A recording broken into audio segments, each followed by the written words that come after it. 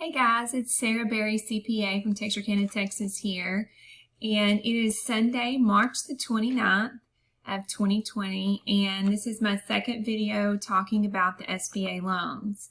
In this video, I'm going to walk you guys through how to apply for the EIDL loan, which is the Economic Injury Disaster Loan. So this specific information will be in your email. So there are some things I want to go through about this loan application. If you want to know more information about this loan, watch the video I did just a little bit ago, and there will also be a link in your email to that one talking about the specifics of this kind of loan. So here is how you would apply for it. First of all, I want you to be patient.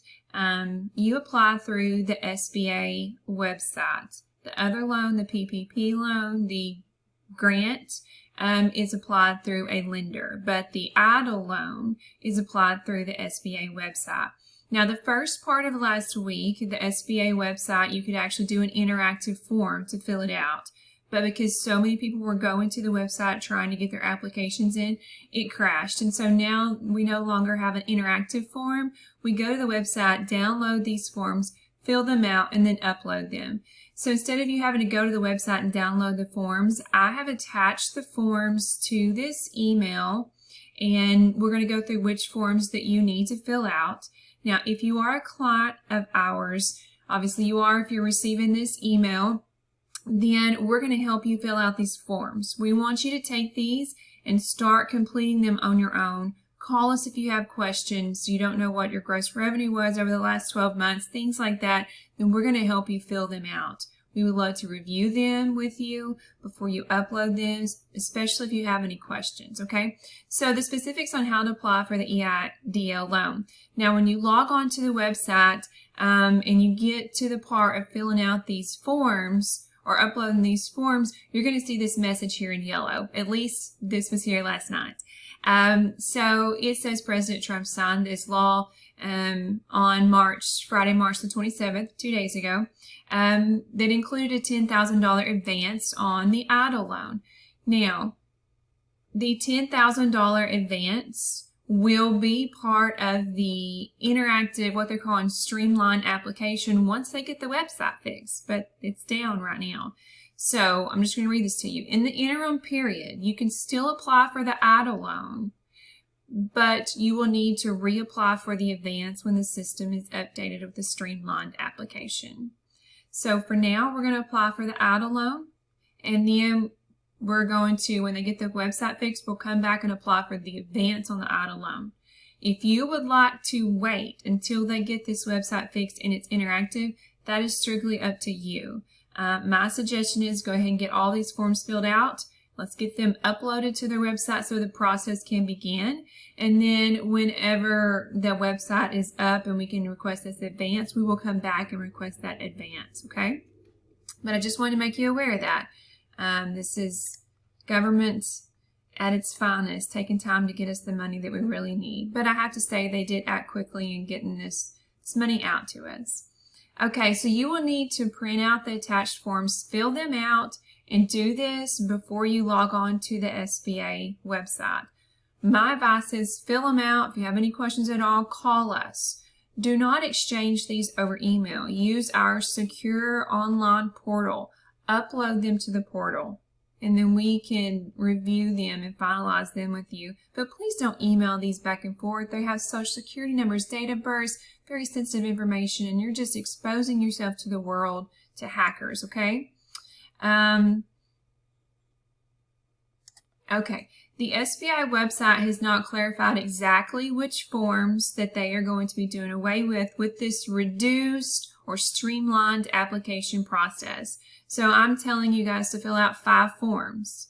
Now, these 5 forms may not actually be required to have the EIDL loan, but I want you to go ahead and work on them, start filling them out, hopefully complete them, because I had rather have them filled out and not need them than get our application ready, and then we get up to that point we know exactly which forms, and you have to hurry up and go back and fill out these forms. So I want you to go ahead and start working on these forms, fill them out. If they're not needed, that's okay. They may be needed for the PPP loan that we apply for. So go ahead and complete these, okay?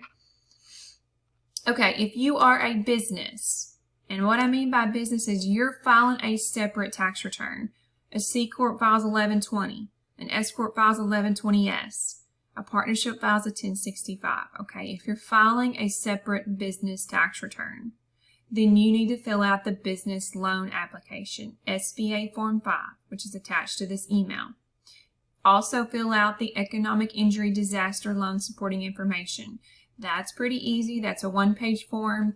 You may have a question about the gross revenues for the 12-month period prior to the disaster. If you need that information from us, let us know. So that would be your gross receipts, your gross income from March 1 of 2019 ending February 28th, 29th of 2020. Okay, that's the 12-month period prior to the disaster.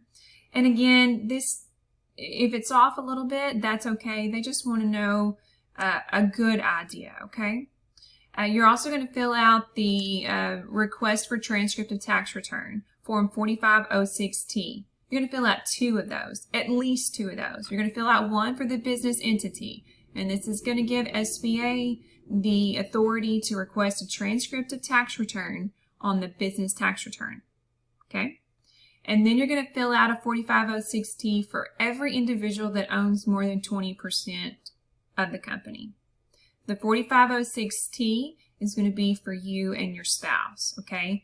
Let's go through the specifics here. Note, if you're a 100% owner, then you will have 2 Form 4506Ts to complete, one for the business and one for your personal tax return. On line 6, for the form you are completing for the business, you put your tax return number there.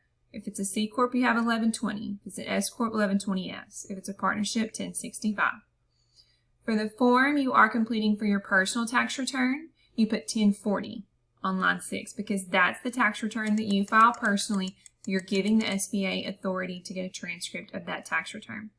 Check box 6A for a return transcript. On line 9, you're going to put 1231.18. Go ahead and put 1231.19 too. I'd rather give them authority to get too many tax returns than not enough and hold up this application and hold up you getting your money.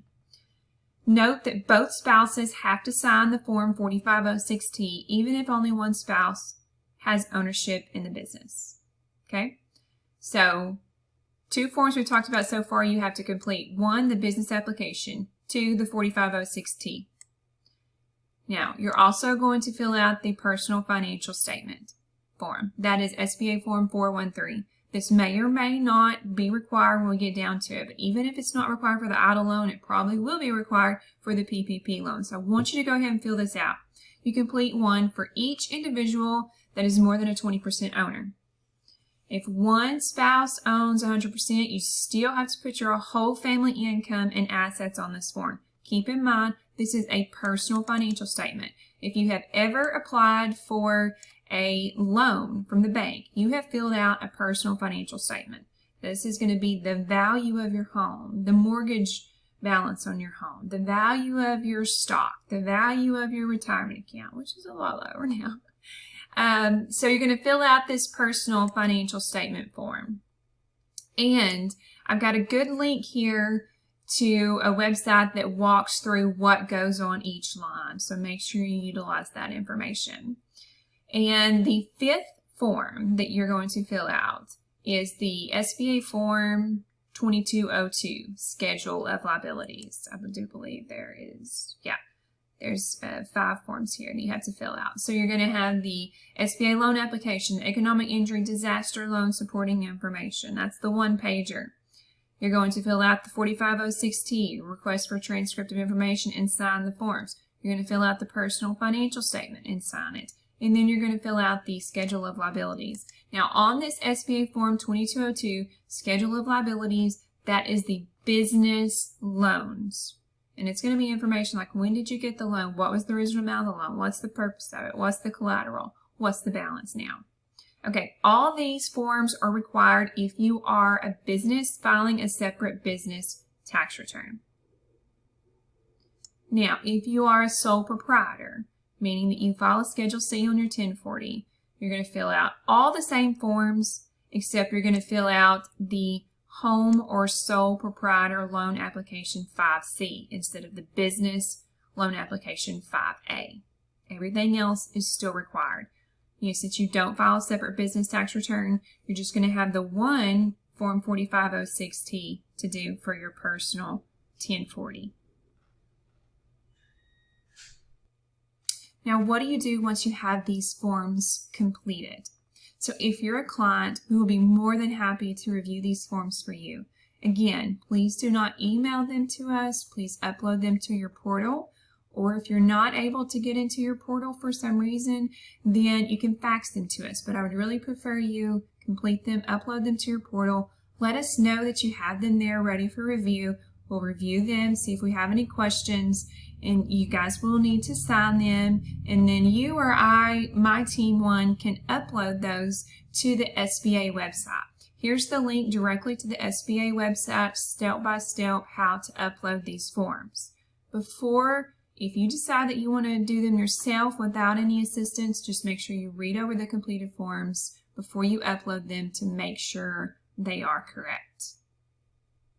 There's a couple more things I want to mention before I wrap this up. From the application itself, on the business application, you will see this. I have copied and pasted from the application. So it's a reminder of what needs to be submitted. Your Form SBA 5, that is your business application.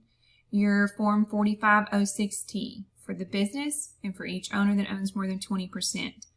And then they mention here a complete copy, including all schedules of the most recent federal income tax return for the business. They're not requesting a copy of your personal tax return, but the business tax return. Your personal financial information statement, that's the form, SBA Form 413 that we talked about. And the schedule of liabilities, Form 2202.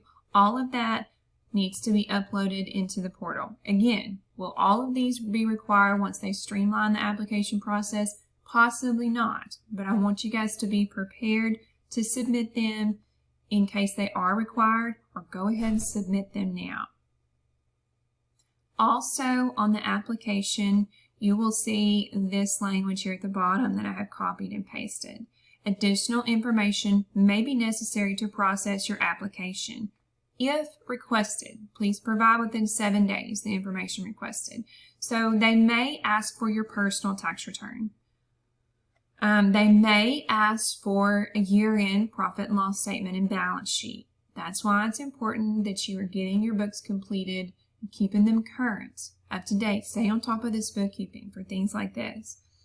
Possibly a current year profit and loss statement. So that means through February 28th. So if you're a bookkeeping client of ours, we have been talking to you about we need to get those bank reconciliations done so we can come in and adjust those financials and get ready for this loan application process. Is this required right off the bat? No. Let's go ahead and get these necessary forms in, but it very well may be required in order to complete this application. And then there may be some monthly sales figures required as well. I kind of doubt that portion will be because of the streamlined application, but if it is, then we can help you with that. That won't be a problem as long as your books are current. So that's all I have right now on these EIDL loan application processes. We're here with you every step of the way. Reach out if you have any more questions. Thanks.